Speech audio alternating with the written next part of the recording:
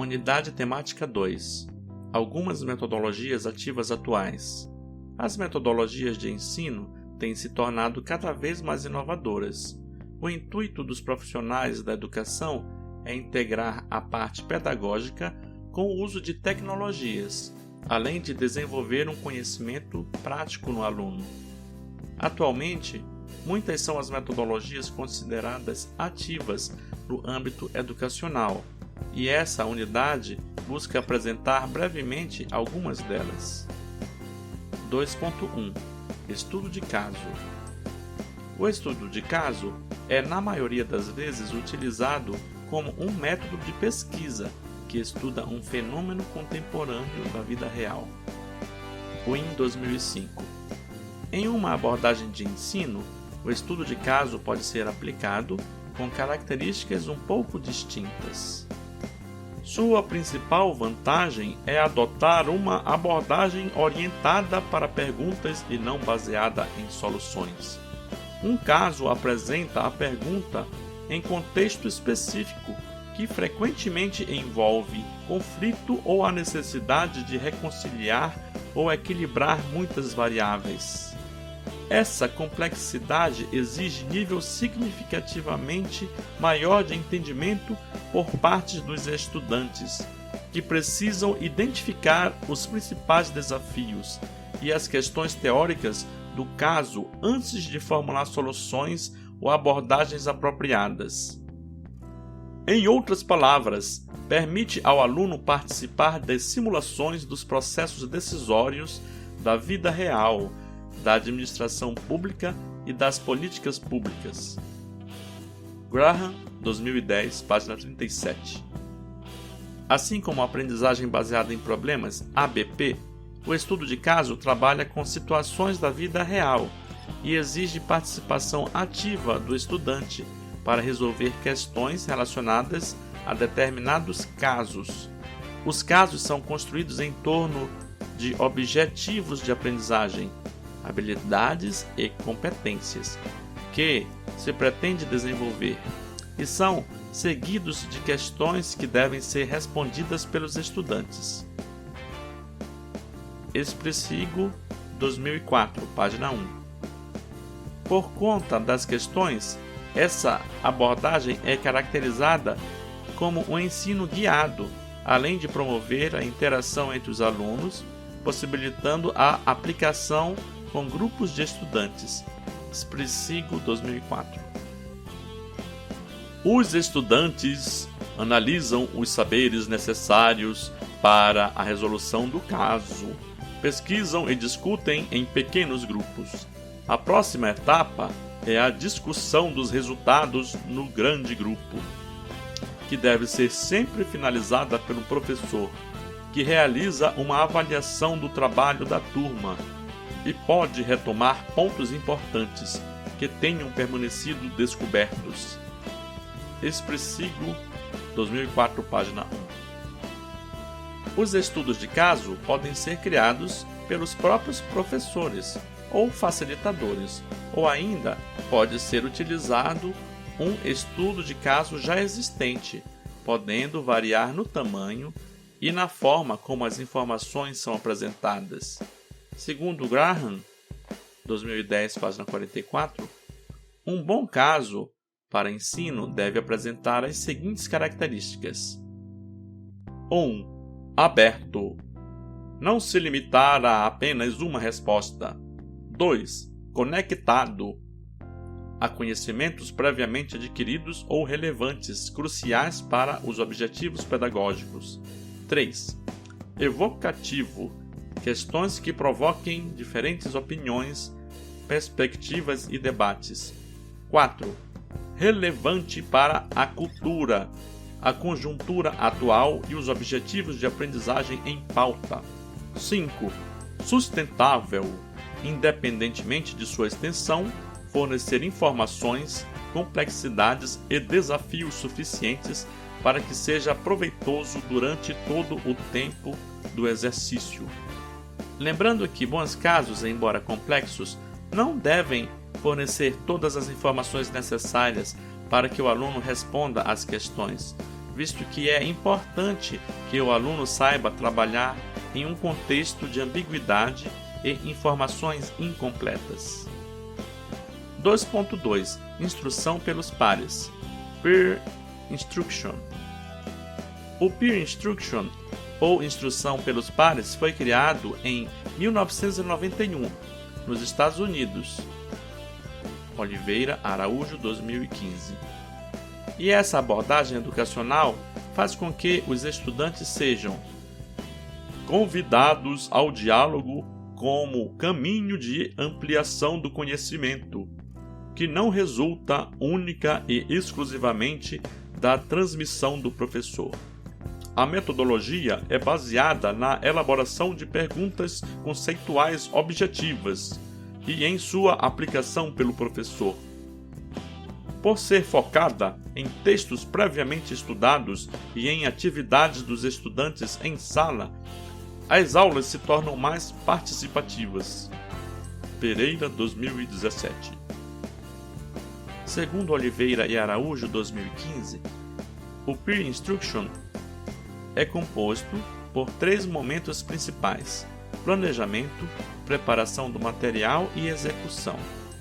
O primeiro deles, o planejamento, diz respeito à apresentação do tema aos alunos, definição dos materiais que devem ser estudados previamente, além do agendamento do horário e o local da aula. A etapa de preparação do material é realizada pelo professor, ou seja, é o momento em que este profissional deve elaborar questões objetivas e claras que estimulem o aprendizado do aluno. Oliveira Araújo, 2015.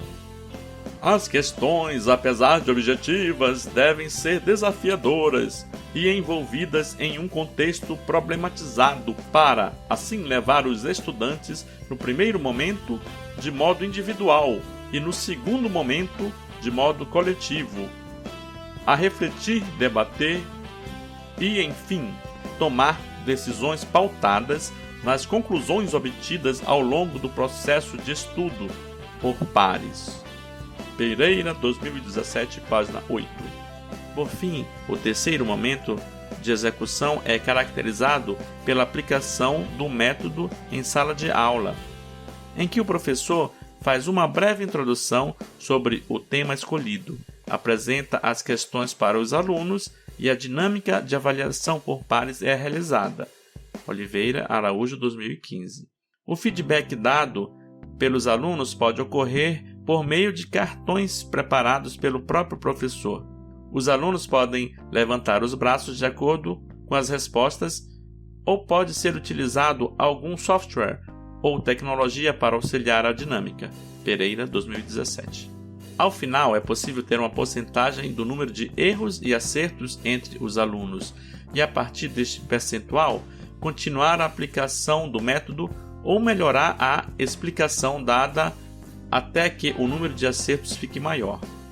Esse percentual deve ser definido pelo professor, em conjunto com a instituição de ensino, sendo que os valores mais utilizados são: abaixo de 30% é baixo, de 30% a 70% é médio, acima de 70% é alto.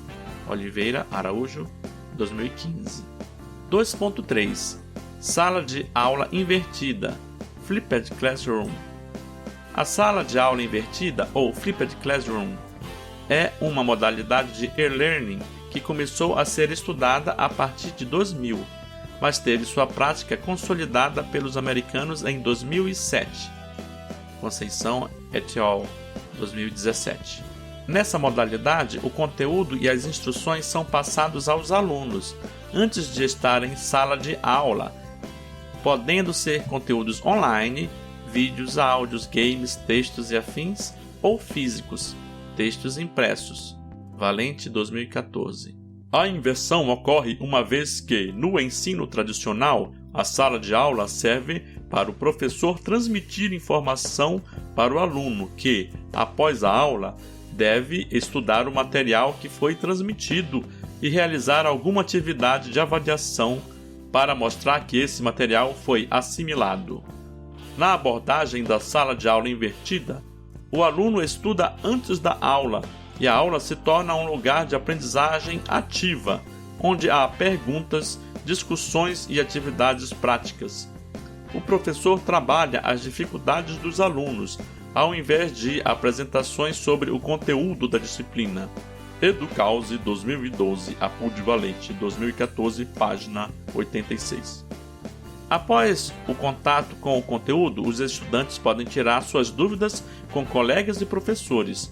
Por isso, é desejável a utilização de um ambiente virtual de aprendizagem, blogs, grupos em redes sociais, dentre outros, que facilite a interação de todos. Nesse momento da resolução da dúvida, ocorre o processo de engajamento conceitual. Com uma maturação das ideias, o professor pode integrar outros temas adjacentes à discussão. Conceição et al. 2017.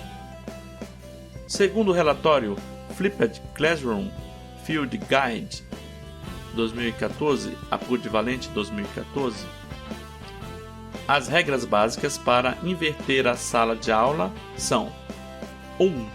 As atividades em sala de aula envolvem uma quantidade significativa de questionamento, resolução de problemas e de outras atividades de aprendizagem ativa, obrigando o aluno a recuperar, aplicar e ampliar o material aprendido online. 2. Os alunos são convidados a participar das atividades online e presenciais, sendo que elas são computadas na avaliação formal do aluno, ou seja, valem nota. 4. Tanto o material a ser utilizado online quanto os ambientes de aprendizagem em sala de aula são altamente estruturados e bem planejados. Flipped Classroom Field Guide 2014, Apud Valente 2014, página 86. 2.4. Aprendizagem baseada em equipes. Team-Based Learning.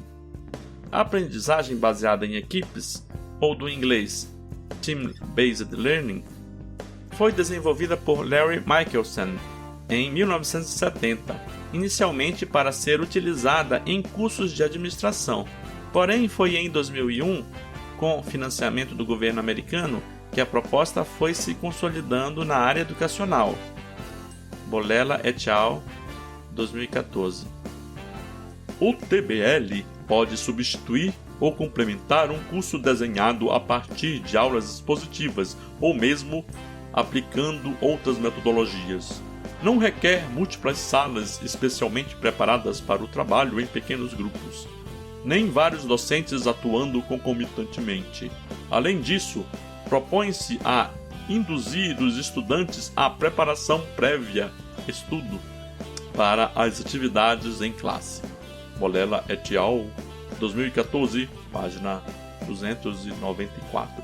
De acordo com Oliveira, etc. e tal, 2016, uma característica da aprendizagem baseada em equipes é que a disciplina passa a ser estruturada em módulos preparação e aplicação, conforme a figura 1 apresentada abaixo. Figura 1. Principais fases da aprendizagem baseada em times. A figura apresenta 4 quadros maiores, sendo que na esquerda temos 2 quadros relativos à preparação, que é o quadro 1 e o quadro 2, e na direita 2 quadros relativos à tarefa de casa e outro tarefas em equipe, que são os quadros 3 e 4. Na figura está indicado que os quadros 1 e 3, ou seja, estudo prévio e tarefa em casa, são atividades extra-classe, e também que os quadros 2 e 4 são atividades em classe. No quadro 1, chamado estudo prévio, tem a leitura, vídeo, simulação, etc. O quadro 2, teste de preparação individual, teste de preparação em equipe, recurso, breve exposição oral do professor. Já o quadro 3, chamado de tarefa de casa, nós temos lista de exercícios, vídeo, simulação, etc. O quadro 4, chamado tarefas em equipe, simples, aí tem uma seta apontando para complexa. Nós temos resolução de uma tarefa, discussão entre equipes.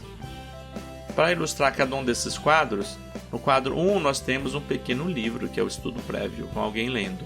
No quadro 2, nós temos uma professora com uma varinha apontando para os textos. No quadro 3, nós temos um aluno estudando sobre uma escrivaninha. E no quadro 4, nós temos uma visão de cima de uma mesa redonda com várias pessoas sentadas. Fonte: Oliveira, etc. e tal, 2016, página 967. Resumindo a imagem apresentada, na fase de preparação, o aluno faz um estudo prévio do conteúdo por meio de vídeos, textos, simulações computacionais, dentre outras. Já em sala de aula, o aluno realiza um pequeno teste de preparação individual, preparado pelo professor, envolvendo o conteúdo visto anteriormente. Na sequência, o aluno realiza o teste de preparação em equipe, sendo que as questões são as mesmas apresentadas no teste individual, porém é respondido e discutido em equipe de 5 a 7 pessoas. Os alunos verificam as questões corretas e os erros e, caso tenham alguma objeção, podem apresentar um recurso ou apelação. Ao final da fase de preparação, o professor faz uma exposição oral sobre as dificuldades apresentadas pelos alunos durante a dinâmica. Oliveira, etc. e tal, 2016. Já na fase de aplicação, os alunos passam a fazer exercícios em casa, intercalando atividades em grupo ou individual. Por fim, em sala de aula, os alunos são convidados a serem problemas, sendo aplicada a mesma atividade para todas as equipes. Após a resolução desses problemas, as equipes se reúnem e discutem os resultados. Oliveira, etc. e tal, 2016. Referências: Conceição, Schneider e Oliveira. Sala de aula invertida, metodologias ativas para potencializar o ensino e aprendizagem de conteúdos, 2017. Graham, como escrever e usar estudos de caso para o ensino de aprendizagem no setor público, 2010. Oliveira e Araújo, métodos ativos de aprendizagem, uma breve introdução, 2015. Pereira, aprendizagem por pares e os desafios da educação para o senso crítico, 2019.